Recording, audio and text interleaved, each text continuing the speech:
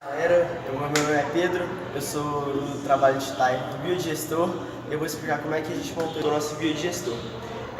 Nosso biodigestor apresenta uma proporção de 20 litros e desses 20 litros, 40% foram usados. Desses 40%, teve que haver uma proporção de meio a meio entre a água e a biomassa, ou seja, 4 litros foram de água e 4 litros foram de biomassa. A biomassa utilizada foi casca de banana e casca de laranja. E a banana utilizada foi a banana caturra e a laranja foi a comum. Nosso biodigestor é um de modelo descontínuo, ou seja, a gente joga a matéria-prima lá dentro dele e não é necessário mais alimentar ele, não é necessário mais jogar todo dia uma biomassa ou periodicamente. A gente simplesmente joga a biomassa lá dentro e fecha ele de maneira a impedir a entrada de ar, de qualquer outras coisas a não ser a luz. E dessa forma, a gente espera um período determinado de 40 dias sem jogar mais biomassa, só com a biomassa inicial, e a gente vê os resultados ao final. Vamos ver como é que está o nosso biodigestor.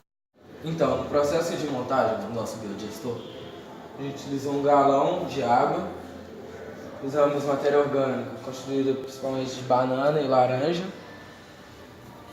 utilizamos Durepox para vedar, uma mangueira para transportar o gás, um balão na ponta para, caso produzir muito gás, ele inflar e depois voltar para dentro ou ser armazenado no balão mesmo, o metano. Utilizamos o sensor, o Arduino e o sensor de temperatura e de metano para conseguirmos controlar, monitorar a temperatura e a produção de gás. Bom, a gente pintou ele de preto por causa da radiação, para manter uma temperatura melhor, porque ele trabalha, a temperatura ideal dele é entre 35 e 40 graus, e com isso a gente teve que pintar de preto. Além disso, a gente teve que misturar água junto à matéria orgânica para que ocorram as reações.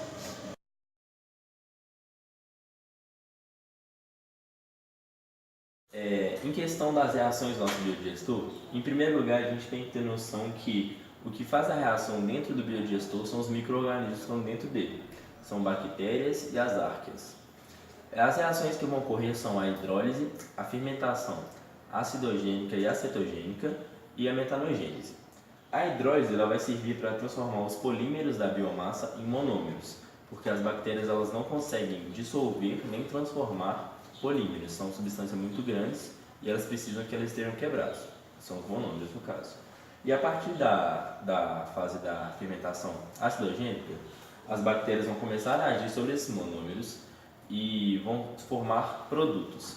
Os produtos eles vão ser utilizados na outra fase, que é a acetogênese, e os produtos da acetogênese vão ser usados na metanogênese. E a partir da metanogênese a gente vai ter a formação do gás natural, que é o metano. Duas componentes muito importantes do nosso biodigestor, que já foi dito aqui, são a temperatura e o pH. A gente não tem condição de alterar o pH aqui dentro, porque o sistema é de batelado e ele está fechado. Então a gente deixou o pH ideal no começo da nossa reação. Esse começo foi quando a gente vedou o biodigestor e o pH ideal ele está por volta de 6,4, 6,3. E para a gente chegar nisso, a gente teve que usar soda cáustica diluída, porque a banana e a laranja elas têm um pH ácido. E aí, na ajuda do laboratório de química da PUC, a gente fez a soda cáustica diluída, adicionou o biodigestor e esperou o pH chegar ao ideal. Além disso, a temperatura ideal ela está por volta de 36 graus no nosso sistema.